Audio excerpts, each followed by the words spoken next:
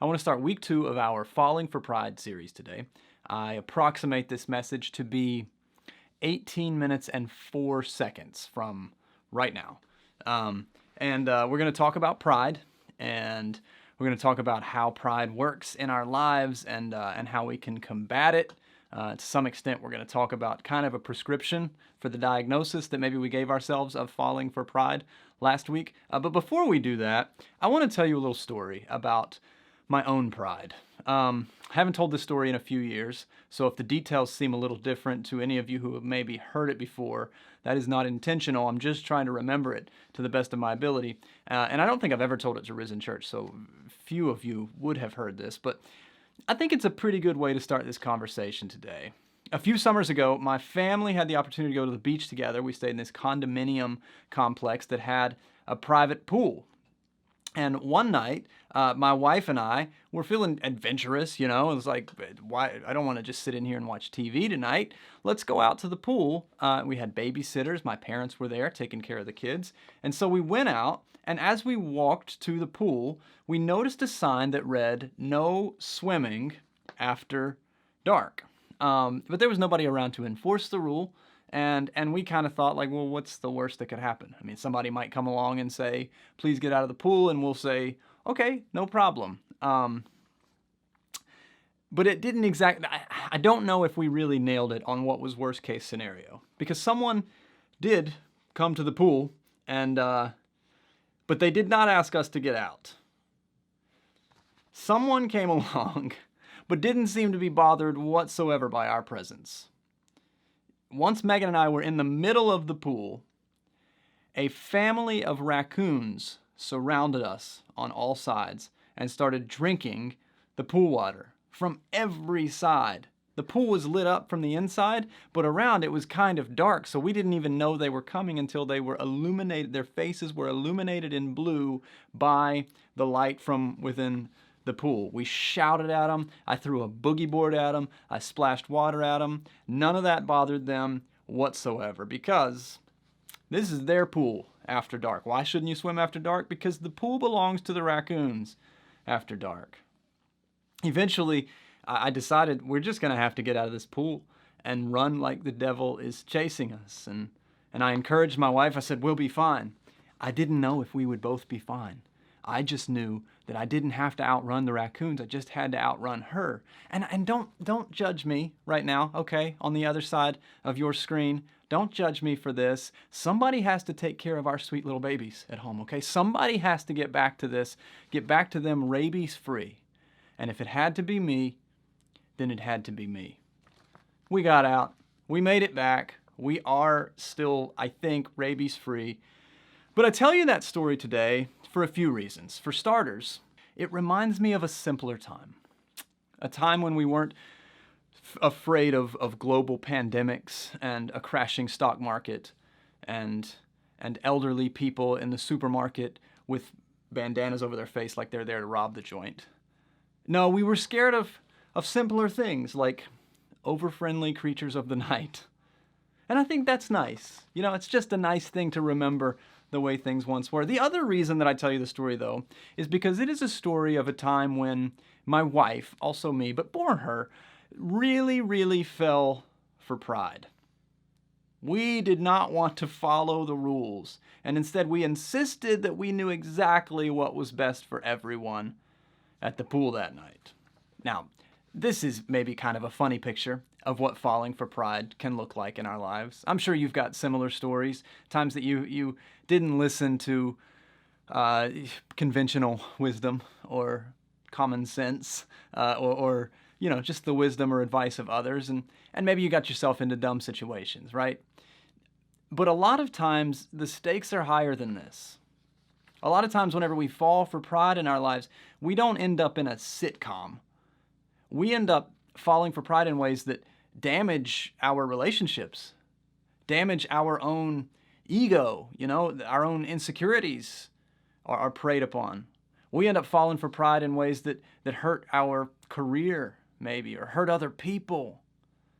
Ultimately, we fall for pride in ways that could drive a wedge between us and our Heavenly Father, who only wants what is best for us.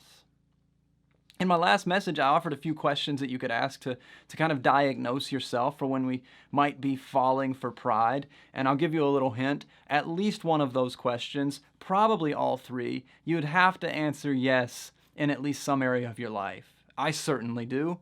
I'm certainly falling for pride by that test any day of the week. At different levels, of course. There are different times when I'm dealing with it more so than others. But since we diagnosed ourselves last week, this week I'd kind of like to offer a prescription for the areas of your life where maybe you're discovering that pride could be trying to trip you up, could be trying to make you fall. And so I want to take a look at a story from John chapter 3, a story of incredible humility. John the Baptist is a remarkable man, prepares the way, paves the way for Jesus Christ to come and step onto the scene. And he does such a beautiful job of just stepping out of the spotlight. And we're going to kind of look for the next 2 weeks, in fact, at how he does that, how he sort of steps away from the spotlight, steps away from pride. In a situation where he could have been tempted to fall for pride, he set an incredible example of humility. John chapter 3, verse 22. After what? This. Jesus and his disciples went into the Judean countryside where he spent some time with them and baptized. John the Baptist, he baptized. Now, John also was baptizing at Aenon near Salim. I don't know how those are actually pronounced. Never been there. Because there was plenty of water and people were coming and being baptized. Can I just say right there that as far as explanations as to why you should get baptized, that ranks right up near the top, because there's plenty of water and people are getting baptized. And then it goes on in verse 24. This was before John was in prison. Again, another incredible insight into the story. Solid reporting today, John. He's baptizing people in the river, and also he's not currently in jail. This shows you that John realizes that some of the people who will one day read this account that he's telling, one day read this story that he's telling about the person of Jesus, may not be the sharpest French fries in the Happy Meal.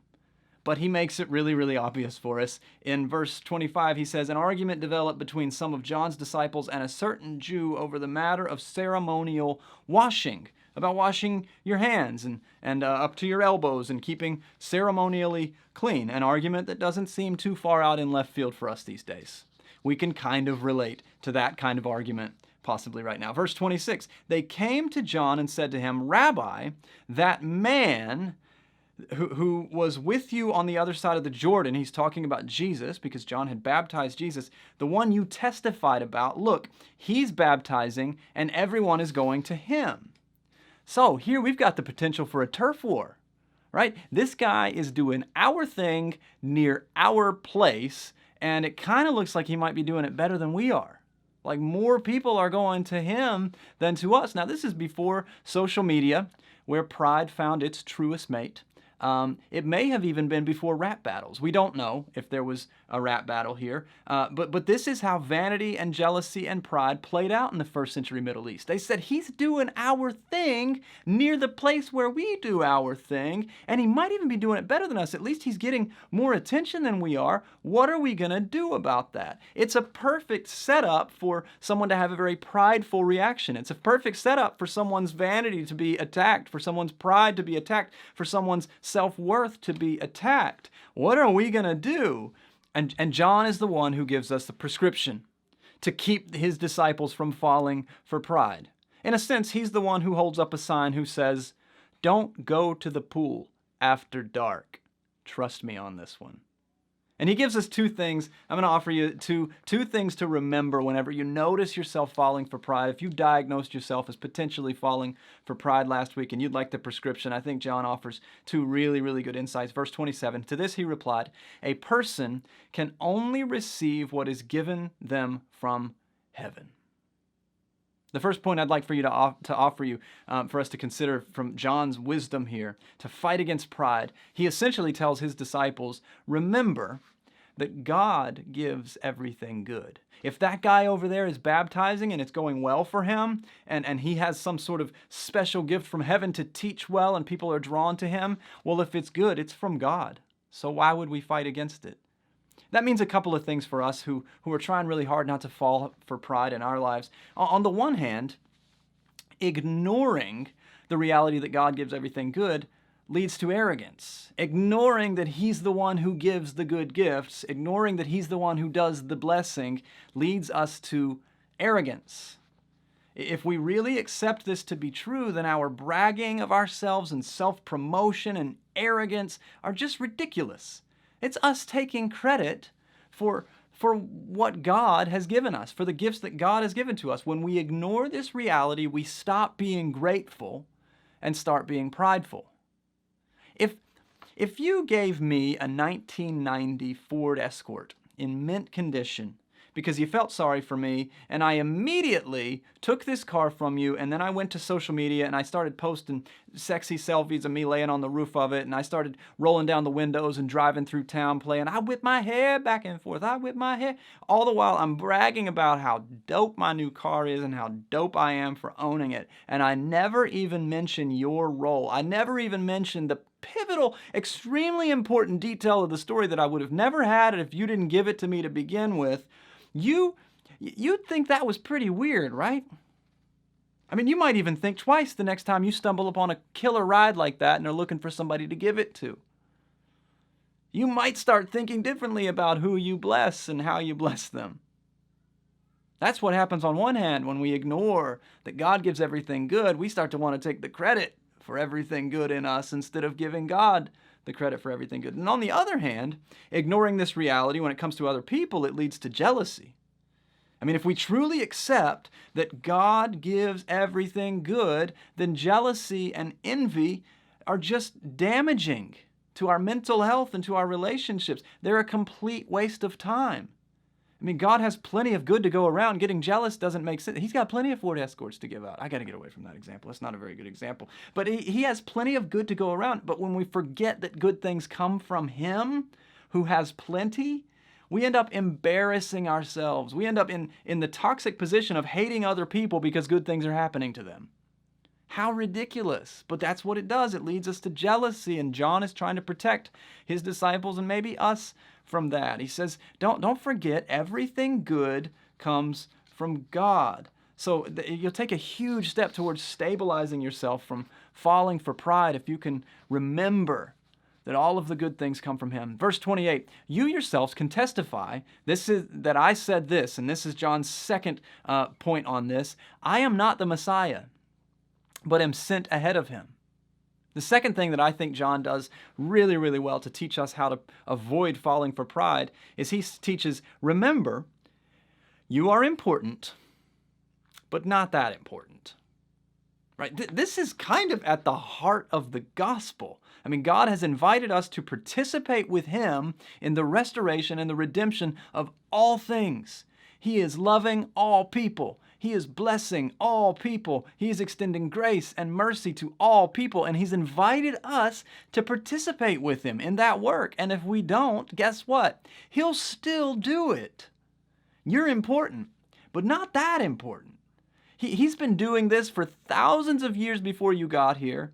And He'll do it for as long as He sees fit after we're dead and gone.